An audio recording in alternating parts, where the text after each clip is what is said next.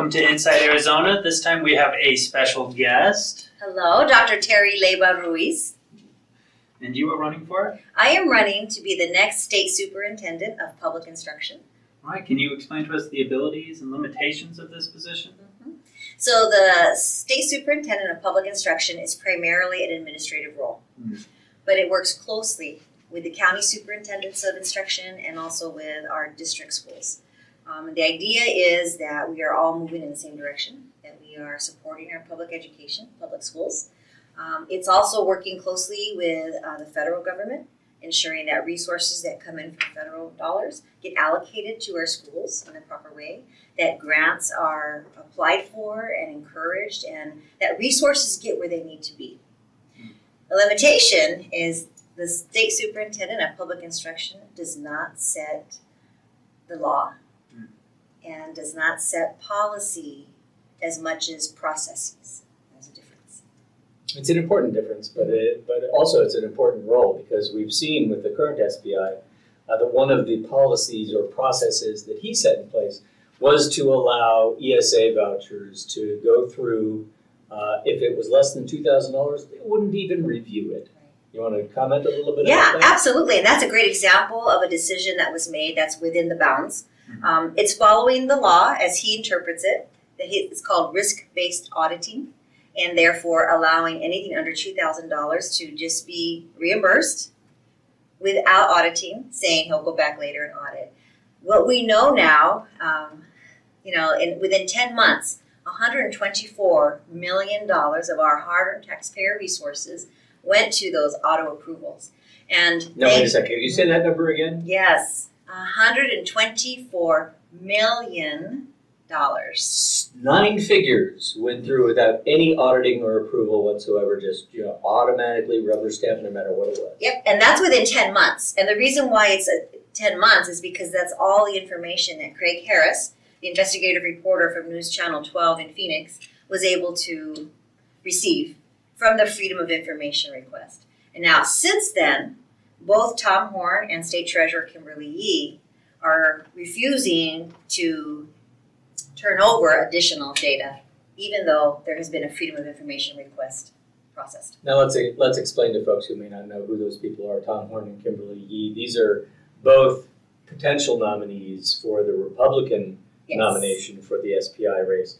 And the difference is that, of course, Tom Horne is the incumbent and Kimberly Yee is the challenger, and she's challenging Tom Horne because he's been too strict about the ESA voucher program, if you can believe it or not. Yeah, it doesn't make any sense because Kimberly Yee is termed out as treasurer, so she cannot run in that position. She probably has designs on other positions in the state government structure. She wants to be governor. Well, okay, you said it. She wants to be governor. There you go. And there's not a pathway for her right now. So instead, she has been endorsed by Turning Point.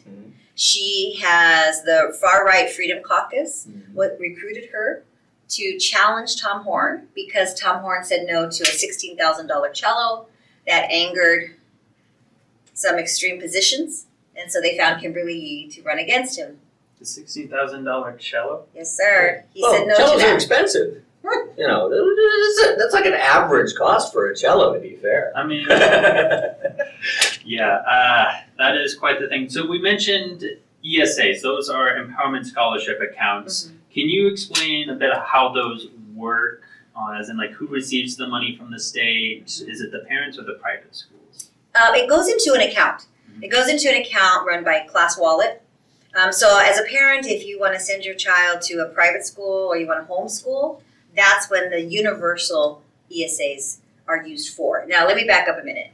So prior to 2022, when Governor Ducey signed universal ESAs into law, before that, Empowerment Scholarship accounts were used for students with special needs, special ed children, children whose parents wanted maybe they were attending a failing school, indigenous children on tribal nations that wanted to have other options. That was the original intention. And the number of students using it was very low, right? Very low. In 2018, as a reminder, voters across Arizona rejected this, like 2-1, right? 2-1. Big time. Big time rejected universal ESAs.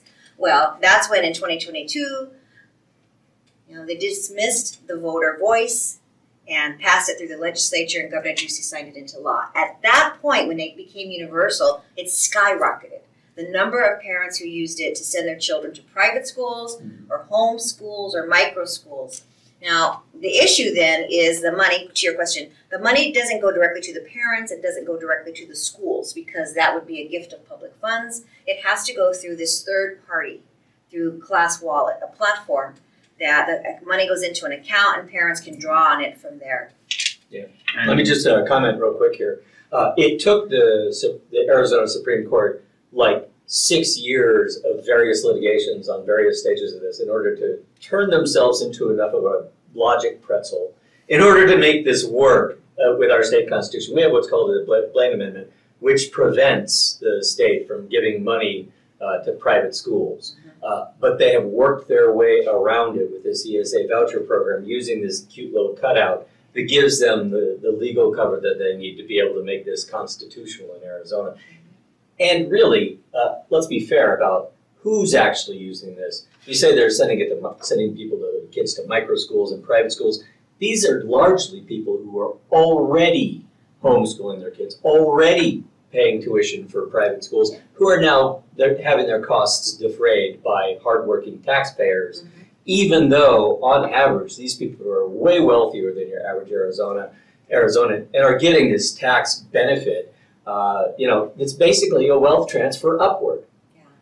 And we like to say that public dollars means there should be public accountability. Yeah. And right now, there's zero accountability, there's zero transparency. Trying to get information from the Department of Education or the State Treasurer's Office is why there's a lawsuit. Yeah. That information has not been forthcoming. Yeah. So to answer one of your other questions, what could the Superintendent of Public Instruction do? What would I do? Mm-hmm. I would make that data transparent. This goes back to my training as a college president, is that you are always transparent with budgets and with decisions. And so we can easily create a data dashboard so we would understand how many students are using the resources. Are the children going out to homeschool and then coming back into the public schools? There's a lot of information we don't know. Where are the dollars being spent? Craig Harris has done a wonderful job. We know that $440 million is being stockpiled right now. He also just told me that $4 to $6 million have been sent out of state to colleges and institutions outside of Arizona. Wow. Yeah. Well, I want to dwell a little bit on that $400 million of taxpayer dollars that's just sitting in accounts right now. Yes, sir. I mean, the idea, I think, in a lot of these cases, is that it's become a way to save for college. Mm-hmm. And there's evidence of that now. Yeah. And the fact is that this is not what the money is intended for, but there's no limitation in the law to say that you can't do that. So families are doing that. They're building a college fund off the backs of taxpayers. And one of the things that I want to talk about before we end today is the upcoming citizens proposition that SOS Arizona has put forward. But first, I want to break a little bit of news here. You told me something about your campaign just as we were walking in here today. Yes. You want to talk about that a little bit? Yes, this is a year's worth of hard work. Yeah. We just submitted over 13,000 signatures to the Secretary of State's office to be on the ballot. We needed 6,700. So you're more than double. More than doubled. I mean, this just is really an incredible outpouring of Arizonans everywhere. We have traveled to all 15 counties, so we made sure we're talking to rural communities, places that are often forgotten, and it has paid off. People are sending petitions to me every week from all over Arizona. So when we compiled them all and sent them into the Secretary of State's office this morning, we did a press conference as well. Very nice. Yeah. Over 13,000. We'll get a final total in a couple of hours. Excellent. That should be more than enough to assure that you're on the ballot. Absolutely. And I gotta say, yeah. We didn't pay for a single signature. This is nice. all grassroots. We did not pay for a single signature. Yeah, well, that's important because volunteers are much more accurate than paid circulators. Yes, this is true. Yeah. So you want to move on to the next question, or you want to talk about the prop? No, let's move on to the next question, and then we can get on to the prop. So your website mentions that you want to restore trust. Mm-hmm. and you plan to serve as an advocate-in-chief for public schools, what physical actions are you thinking of that would achieve that goal? I think really it's replicating what we're already doing, which is going out to the 15 counties, having conversations with the county superintendents, being invited onto the schools and letting the teachers, the educators, the community know that I will be advocating for public education and that we're building a relationship. We're building a trusting relationship. And too often, these communities are forgotten. Too often, there's a mistrust between a leader at the top. And I have spent my entire career on working with students, lifting students, and building trusting relationships. So I have a proven track record of doing this, and I intend to continue doing that. That means hosting town halls. That means making sure people get my bi-weekly newsletter, On the Road with Ruiz. And that means so that people can see where we've been, where we're going, and continuing to build on that. So when I'm elected as superintendent in November, there's already a foundation established, and we'll just continue to build on that.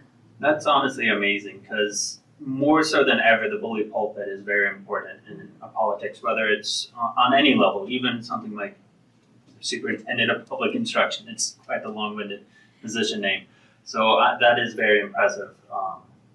So moving on to the next question, you have this On the Road with Ruiz initiative. Mm-hmm. What is that exactly? Oh, it's an incredible newsletter that comes out every other Friday. It talks about where we have been and where we plan to go. And so really as a campaign right now, this is highlighting the amazing places we've been all over Arizona. Recently, actually, we were down here in Tucson Unified School District. We went to the schools, the middle school where my mom and dad met, Wakefield Middle School, and then we went to Pueblo High School where they both graduated from. And that's an example of being out in the community, being out in the state, showing where we have been, the relationships we're building, and then here where we're going to go next. And really building that momentum, come out and be part of this movement, because it really is. It is so much more than a campaign. It's a movement to advocate and protect public education for the 1 million kids in Arizona.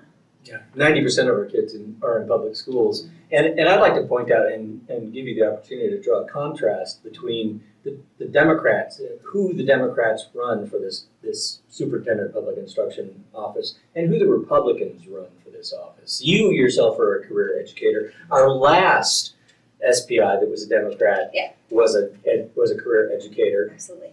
What's the background of the Republicans that you may be facing? Career politicians. That's their stake in the ground. They are career politicians, move from position to position. And I gotta say, quite honestly, kind of made a mess of things. And so now we need an educator to come in and fix it, because that's what educators do. Yeah. We build. We never ask about political affiliation. We're building the next generation of leaders. I always feel that as an educator, I touch the future when I work with students. That's the difference, biggest difference. Yeah, it's a beautiful difference. And I will point out that, very seldom do you hear the word public education out of our current SPI's mouth, Tom Horne, because he talks mostly about destroying the public school system and, promotes the private school system, and talks about charter schools, talks about private schools, talks about the vouchers, but he very, very, very seldom, because he really doesn't care about public schools. Yeah, and I would challenge Kimberly Yee as well.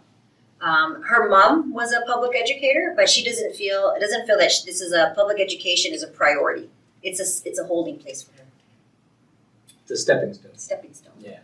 So you mentioned that you were at TUSD. We last discussed on the podcast the funding issue that school's having right now, and that they were ruled unconstitutional by a judge. Do you have any comments on that ruling? Yes, this is for the School Facilities Board, Yeah. and this is for the physical structures of our schools. And I gotta tell you, we were up in Page, Arizona, and it's on the far, border of northern Arizona. We were in an elementary school. The gym is held up by hydraulic jacklifts. What?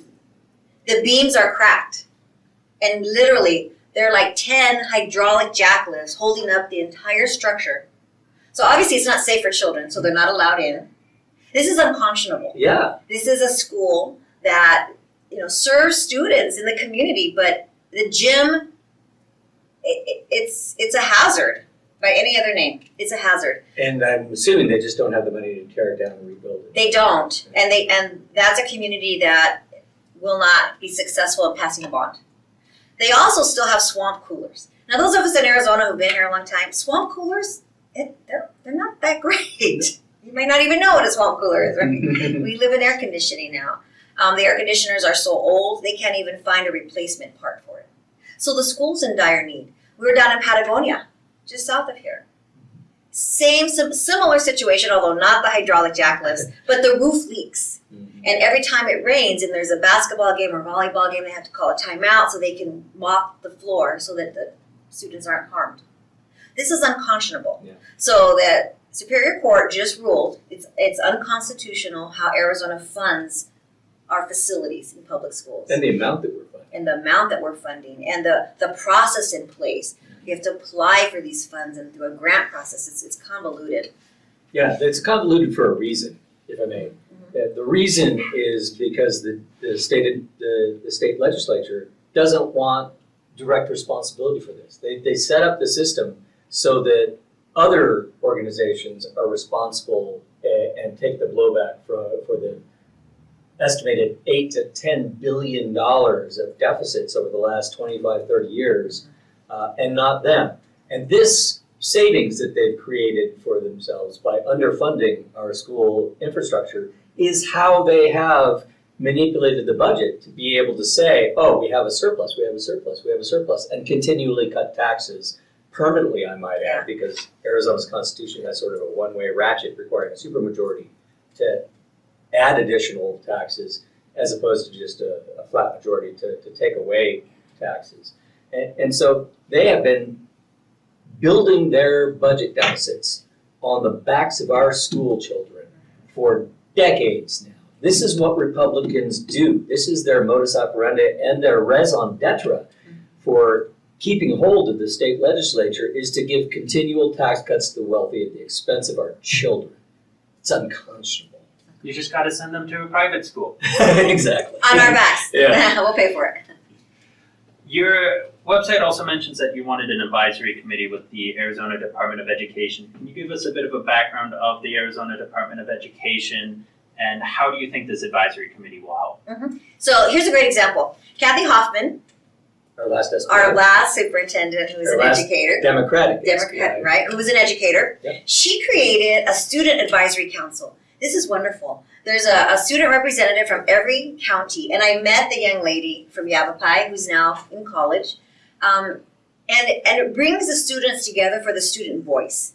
Too often students are forgotten. Decisions are made without the students' input, and that always misses the mark.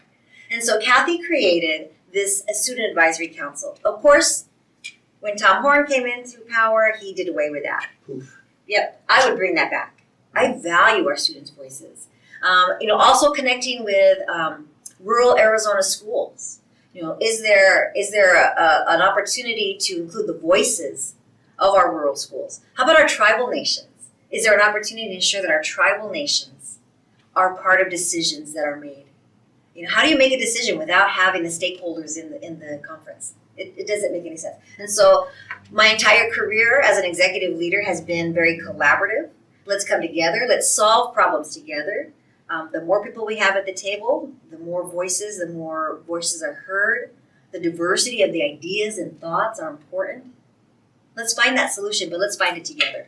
And are you sure the Department of Education will listen to these advisory boards? Well, if I am the superintendent of public instruction, then I would be the Department of Education. And so, yes, if decisions that need to be made, then, and using Tom Horne as the example with that decision to do the auto approval of anything under $2,000, there are resources available, obviously. And so let's put those resources to good use that are going to support our educators and our students. Okay, that's some good information. I thought the Department of Education was under the governor's office. No, sir. Oh, okay. It's under the superintendent of public instruction. Oh, interesting. All right. And then you mentioned on your website that you want to invest in public schools, but we have discussed that funding is controlled by the state legislature. So how do you plan to achieve this if we don't get a Democratic majority? So it's interesting. So right now the superintendent can control, there's certain resources that are controlled. And here's an example of how. The current superintendent likes to promote the Khan Academy as one way for students to receive tutoring, and there's some fees associated with that. And under his office, he's absorbed the fees. That's an example of him having access to resources and him choosing to do it in a particular way, using the Khan Academy, which is an online platform. And it's private. It's private, right, it's private. There's resources that he brings available for a school resource officer. So he has pots of money that he chooses what to do with them. So here's the example of a school resource officer. School can decide, do you need a resource officer or do you need a counselor? A resource officer, just to be clear, is a police officer. Yes. So Leo. A law enforcement officer. Yes, it's a law enforcement officer. And this is where you have to trust that the schools know what they need in their community. Every community is different. Let the schools make their decision and then let the superintendent support that. But what we do know is Tom Horne undoubtedly will fund that school resource officer versus a counselor. If a school is requesting a counselor and there's resources available, let's give them a counselor. If that's something that I can control, again, another pot of money, then I will make sure to honor the needs of the schools. And maybe a librarian? That would be good. Maybe a nurse? Wow, what a great idea. I mean, these seem to me like no-brainers, but they're no longer features of the Arizona public education system. I mean, there are a lot of schools that don't even have a library, let alone a librarian. Yeah. And school nurses, I don't know, that's been a thing for years now. It's not common, that's for sure. In fact, when we were up in Skull Valley, I like to talk about Skull Valley, which is in Yavapai County, outside of Prescott. They got a grant for a nurse. But by the time the monies came in, it's that nurse for the year turned out to be like a 6-month nurse by the time the resources came in and they were able to hire that person. And those are one-time dollars. So once that grant goes away, then the nurse goes away. Yeah. And I think that's, again, let's meet the needs of the students and the schools based on what the schools are asking for, but let's do it quickly. And your website also mentions that you want to prepare every student. You list a lot of proposals, but how would these be funded, such as tutoring and after-schools program? Would you be able to afford all of that with that pot of money? Well, this is where I would love to get my hands on the budget. What does the budget actually look like? Where are these pots of money or grants or resources that are coming in that are available? And then let's allocate those in a way that's going to most benefit our students. And so I'm confused. Why isn't that budget public? Maybe it is, and I just haven't found it yet. I don't know. No, that was a rhetorical question. It's not. It's not. Okay. Well, I have budget experience. Glendale Community College, I served as a president for 6 years. GCC is larger than the Arizona Department of Education. Yeah. So I am very comfortable looking at budgets and looking at the whole picture. The resources are there.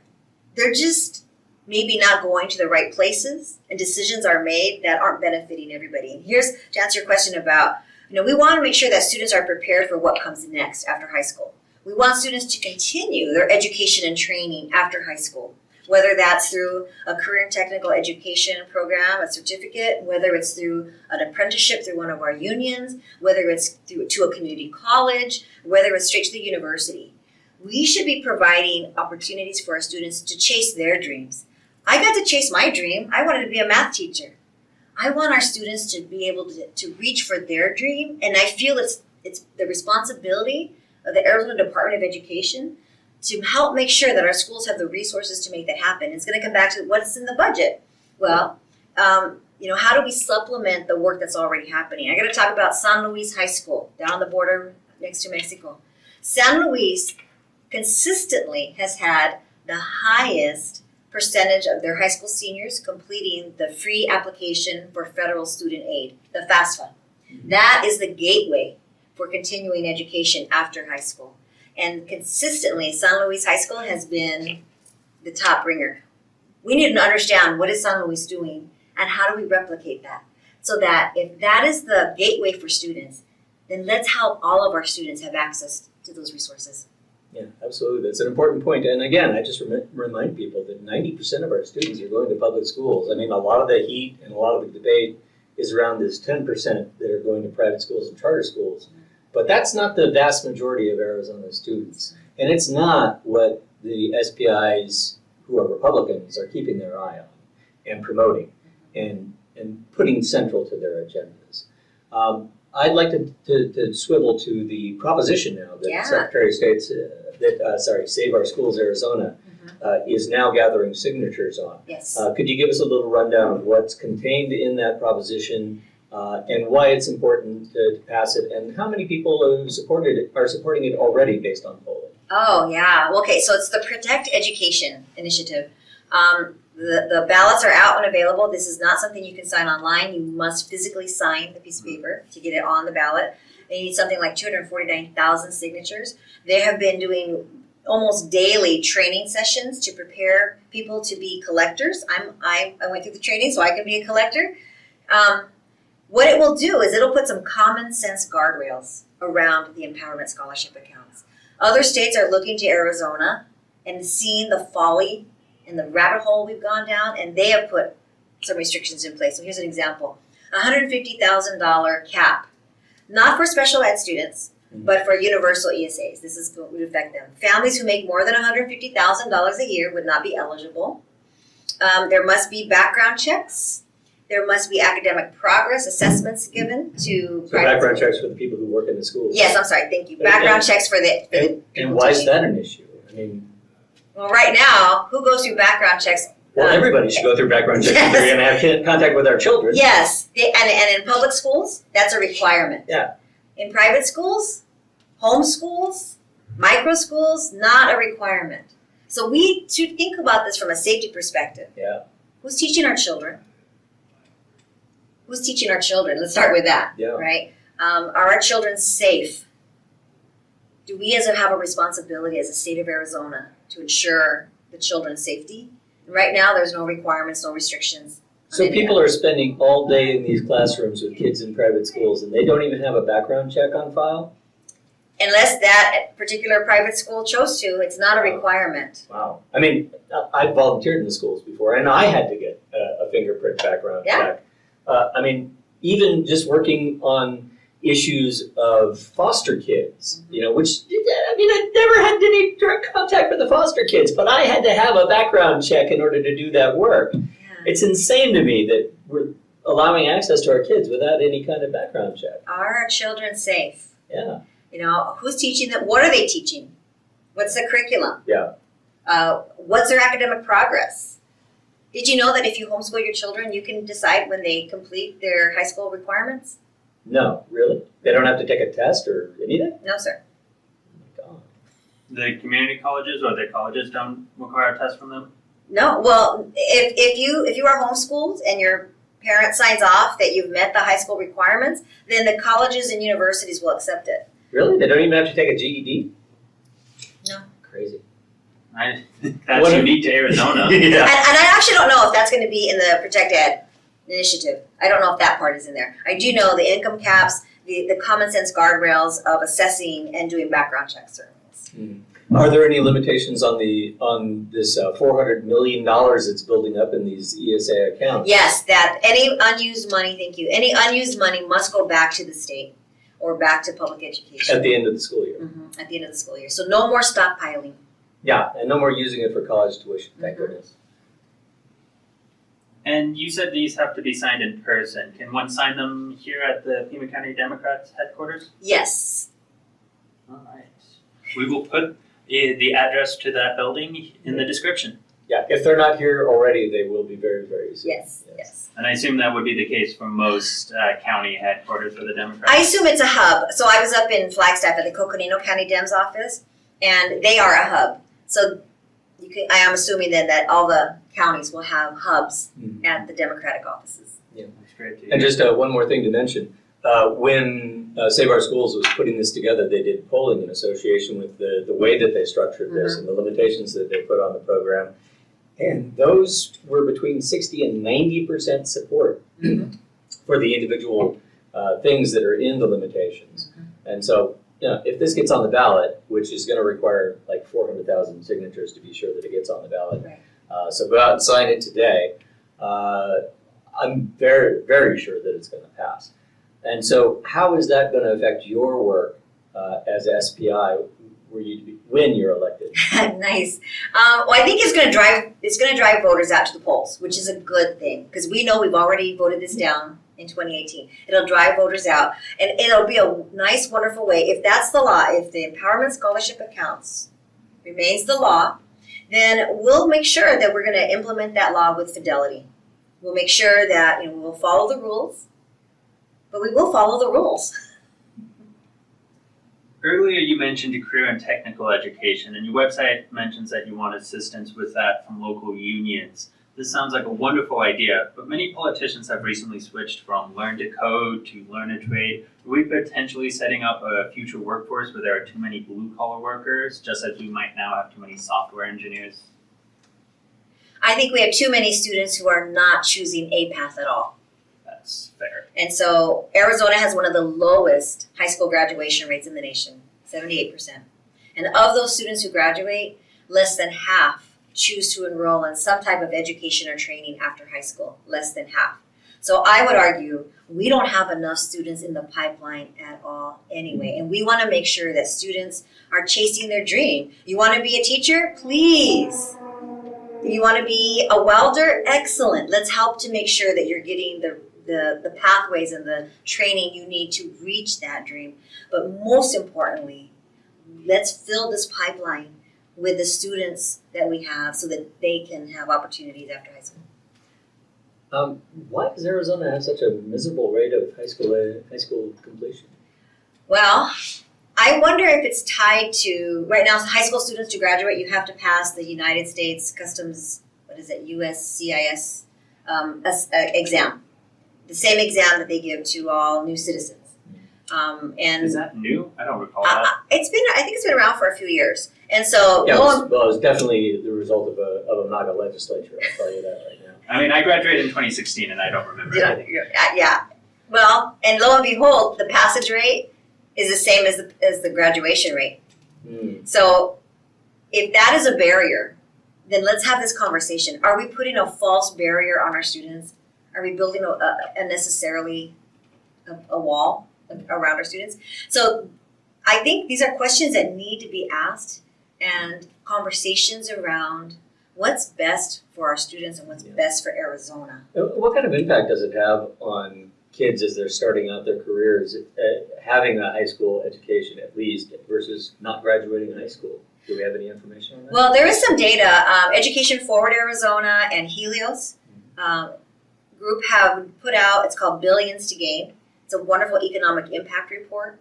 And they looked at what happens if you have a GED or you don't graduate versus if you have 2 years of community college versus if you have a bachelor's. And we know the more education you have, the more opportunities you will have to earn more money. Yeah. And it's not only the financial impact to the individual, but the economic impact back to the state. Less reliance on social safety nets, less pipeline, to the prison system. And so, yes, if you've only graduated with you haven't graduated, if you didn't graduate, your chances of living a full life that, a financial impact to you and your family are much more limited than if you continue your education and training after high school. Let's talk about post-secondary for a second. What kind of impact does the SPI have on our state university system? So the SPI sits as a member of the Arizona Board of Regents. And that's important because this is the pipeline to the universities, right? So it's important to have the voice there. So I would be a member of the Arizona Board of Regents in addition to a member of the State Board of Education and also the Charter Board. So it's an opportunity to have a voice at the table, always advocating. I would always advocate for public education and making sure that decisions that are made are not going to negatively impact the students that are coming through the pipeline. That is really impactful and great to hear. But speaking for my generation, Gen Z, for a bit, we oftentimes complain online about 1 to 3 years experience being required for basically every job. So college graduates struggle to start their careers. I've heard that the Fed reported that for men with college degrees, their unemployment rate is the same as men without college degrees. Those who work still make more money if they have a college degree, but the college degree isn't increasing their chance of being employed. But those individuals still have the debt, of course. Yeah. So this is why I'm really concerned when it comes to post-secondary education and how difficult it is to start a career right now. Yeah, I think that's a bigger national economic conversation. But I will tell you, the last few years of my career have really been focused on building workforce development programs. And a proven track record, again, of building these programs. There are so many vacancies in critical technical areas. Critical technical areas. And so we need to, again, do students even know about this opportunity? When they're graduating, right? Or are they just thinking, well, I just need to go, I don't know if I want to go, but I'm going to just go earn this degree in business. I'll use that as an example. When perhaps there's an opportunity in this technical field that may be more interesting to you, but they just don't know about it. So again, it comes back to how can we as educators make sure our students are aware of the possibilities? Yeah. And really it comes down to that. How more students know what the possibilities are. Yeah. And the reason I gave that example about business, I had a student, I was teaching a math class a year ago at a community college, night class, returning adults, and the student wanted to earn a business degree. I was working a program, workforce development program with one of our mining companies here in Arizona, and I happened to mention it to her. I said, perhaps you want to look at this as an opportunity. Just take a look at it. She ran with it, and now she's on a track that is going to be very lucrative for her. And I think that's a great example of how we have a responsibility to help our students know what the possibilities are. Absolutely, and more information that you can give to students before they choose their major, or if they're not going to college, which trade to learn, the better they will probably be at finding a job. But if I could give any advice, I would try to look into setting up a program to train students on a variety of different programs, because what I see a lot in my career search is companies having random one-off programs that you will never learn in a university, but not every company uses them.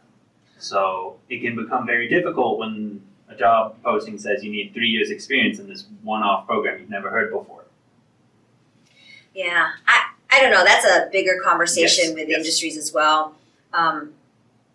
I think though that many jobs, for students who are in the pipeline right now, the jobs that they will go into probably don't even exist today. And so this idea of this rapidly changing work environment, especially with AI. Exactly. So the question then is going to be, how do we train our students? How do we train our educators so that our students are comfortable working alongside, we don't know what the possibilities are, working alongside a smart machine, training our students to be critical thinkers and problem solvers, while being good at just being problem solvers with the individual next to you. Well, I would like to hear you expound a little bit and maybe make a pledge to make sure that that's going to be a focus of your SPI, is talking with these industry partners and making sure that Arizona is getting kids into the pipeline for that kind of workforce training, workforce development. And secondly, how can people who are listening support you?